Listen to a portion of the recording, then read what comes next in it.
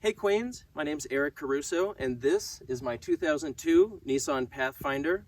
It's got about 150,000 miles on it, and it's been to about 25 states. So let's take a look what's under the hood.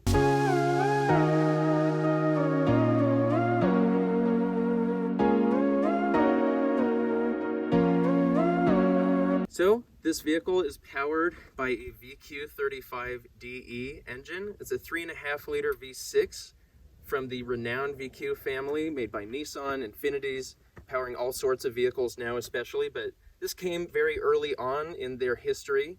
This being a 2002, it was only offered 1 year prior, and in this version it actually makes about 245 horsepower and about 275 foot-pounds of torque.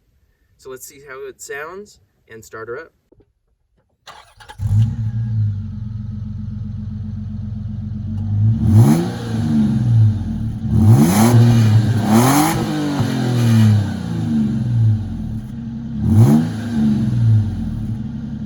So as far as the interior modifications go, in the front I've kept it mostly stock.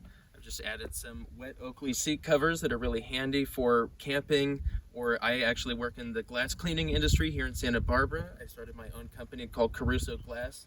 I frequently have supplies and different cleaners and things up here, so I want to keep them protected because they're waterproof. I've also added a Cobra 29LX CB radio so I can keep in contact with my buddies when I'm off-road. Also have a ham radio made by Baofeng that works pretty well. That is a mobile unit that I just keep under the back seat, basically. I've also changed the stock stereo to a Kenwood Bluetooth enabled unit, which has been very helpful because I can actually just take calls while I'm on the road, but more importantly, it also makes it so I can play Spotify. I've also kept the stock speakers as well, which are made by Clarion and actually use the name of Bose. I've just been waiting for them to blow out before I replace them, but they're definitely on the list. So now let's take a look at what I've done with the back seat modifications. I've actually added a sleeping platform, so let's see what I've done. So here at the back is where we have more extensive modifications. I actually built a sleeping platform that was custom designed and basically makes it so that I can still seat 5 people inside pretty comfortably. I'll show you more about that later when I put it all back. But it also converts into a double day bed because I've actually padded this with some high density foam. I have some indoor-outdoor carpet as well so that it's chemical proof and waterproof whenever I'm going camping. And if I end up spending the night somewhere, I typically just put on a sleeping pad on top of this just for a little bit more comfort. I've also added some quick fists so that I have a shovel up here, I have an axe over here, and I've also added a couple of drawers right here. This green one was actually left from a previous sleeping platform project that didn't turn out so well. That's why it's a completely different color, but I basically just use it to haul all of my trail supplies and just cleaning supplies, different things like that. So I have a compressor in here, I have a tow strap, that sort of thing. So I also have a full-size chuck box that I made. I wanted to go a little old school with this. So it's entirely made of wood and fits a stove, full cooking set, and propane tank as well. So it works perfectly when I'm on the road.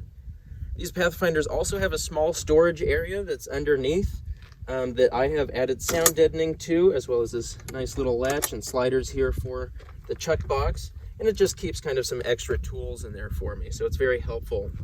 I also have added storage on the side here where you can maybe fit some duffel bags, for instance, or I actually use it for cleaning supplies right now for my aforementioned glass company, obviously. I also have a full-size toolkit back here, and I've converted the entire vehicle to LED lighting so that I have much brighter lights when I'm out on the trail. So this is my chuck box setup. It basically slides right out of here. And what you do is just unlock these 2 tabs here on either side. You get a little table there. You do the same on the other side to unlock this guy. Let's get this in here. These flip out, and basically I have these little extensions here to hold them up. And then once this is all set up, you get a full stove set up with all of your utensils and everything included right in here. You have the propane tank that fits there. We have the classic camping mugs, cutting board, all that sort of thing. You can still fit a couple pots and pans in there. So I've used this a few times. It actually works really well. And what's nice is it's modular, so I can switch it from car to car. So moving around to the back, I have, of course, the back seat on my right, but on my left, I have my sticker collection that is growing by the location that I visit. There are some of these that are actually from other trips that I just did without the car, to be honest, so it's a little bit of cheating, but that's okay. I'm always adding to this. This vehicle's actually been to about 25 states, as I said. Believe it or not, I drove the entirety of the Interstate 40 on it, as well as the 10. So I went from Santa Monica to Myrtle Beach, South Carolina, then down to Jacksonville, Florida, and all the way back to Santa Monica once again. So that was an incredible trip, honestly, one of the most incredible of my lifetime by far. And I really look to doing several more with it. What's great is the four-wheel drive makes it so pretty much every camping spot is available to you. So let's take a look at the back seat. It actually has plenty of space. I'm sitting behind myself. I'm about 5'11", so it's pretty decent for a midsize SUV. I think this era of midsize SUVs, the Explorers, the Cherokees, Grand Cherokees, things like that, were really a nice size where you have quite a lot of capability built into a chassis that also works for families and people that just want to tote around a lot of their friends into the backcountry. So this has been filled with my buddies time and again, and it's always just a great time to be able to go out and haul everybody in the same car, especially if it means you can go off-road and elsewhere. So now let's take a look at some of the modifications I've done to the vehicle itself around the exterior. So continuing on with the modifications, we start here at the back. I added these 6-inch Blitz Pro lights that come on when I put it in reverse. They've actually since gone out of business, but there's a lot of similar Fleshmatic lights you can get on the market. I also repainted the stock bumper multiple times because of several trail accidents, basically. And as part of that, I took off the stock mud flaps and fender flares and replaced them just with these Rally Armor Bro Spec mud flaps. I also put on this 5,500-pound trailer hitch because this didn't have the tow package from the factory. So it's just helpful, especially for me. I use it for like utility trailers, bike racks, stuff like that. It's also a great recovery point. That's the main reason I got it, actually. I also tinted the taillights with VHT nightshade, the red, to look like the QX4s. I've also added this ARB touring awning, which is wonderful, especially when I'm out in the desert. It provides some great shade from the sun's extremely hot rays. Underneath here, I also added these Bilstein 5100 shocks, as well as an OME Old Man Emu suspension lift, which is about 2.5 inches overall. And what's great about it is it makes it so you can carry about 500 pounds as a static load, and it doesn't lower the suspension at all, in my experience at least. My sleeping platform and everything probably weighs about 250 pounds or so, and I have pretty much no sag. So that's been very helpful. Moving to the front, I've also added these worn manual hubs, which are the same type that you find on a lot of Hilux pickups and Tacomas, believe it or not. And what's great about them is I can just switch it out of 4-wheel drive into 2-wheel drive and completely stop the front axle from moving, so it saves about 2 miles a gallon and lightens up the steering a lot as well. It also means that if I'm off-road and I break an axle, I can switch it out here and basically keep all 3 axles moving at the same time.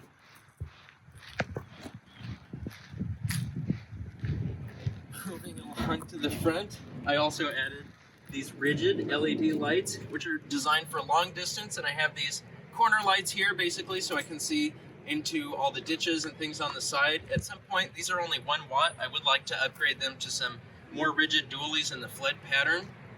I also have LED headlights installed, as well as some HID fog lights that are 35 watts, which makes it extremely helpful when I'm off-road because they're actually excellent at filling up the area directly in front of the bumper, surprisingly, for a stock pattern. Usually they're pretty terrible. And then underneath, I also have some 3/8-inch skid plates that are installed from front to rear, basically from the front of the radiator support mount all the way to the back of the transfer case. So now let's see how it drives. All right, so here we are on the road, and just in terms of road manners, this is a very interesting vehicle because it has McPherson struts in the front and a 5-link solid axle in the back. So it's kind of set up like a Crown Victoria almost.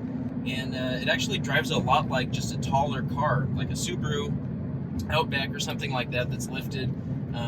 But it really has excellent driving manners, and what I did when I was looking for these, for what would be my SUV basically, I test drove Monteros, Explorers, Cherokees like XJs, Grand Cherokees, all kinds of different things, and none of them really drove quite as well as this. I really like the combination of the VQ35, just has such great, very responsive motor.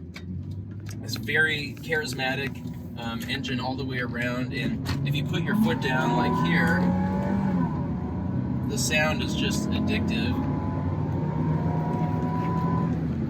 And one thing that actually makes it a little bit nicer, another thing that I upgraded, is I changed the intake from being a stock setup where basically the intake tube was right behind the left fog light cover essentially.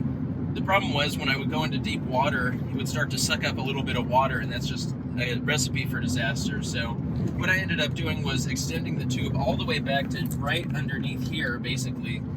In the sheet metal I added a bunch of heat, basically insulation I would say, for really high-tech stuff like exhaust wrap essentially, and so far it's been very helpful actually. It sounds really nice, and I've never had an issue with water intrusion especially, and I run in the desert a lot, so I always check on my filter. I do have an AEM dry flow filter in there that has been so far excellent. But anyway, as far as driving dynamics go, believe it or not, it corners relatively flat with the Old Man Emu suspension and the Bilstein shocks. It's very extremely responsive, very flat cornering. Probably one of the best driving SUVs personally that I've driven from this era, and that's really been a focus, is kind of to make this a dual sport SUV in a way, like the motorcycles, where you can drive it in the canyons and you still can have some fun, and then you can go off-road as well.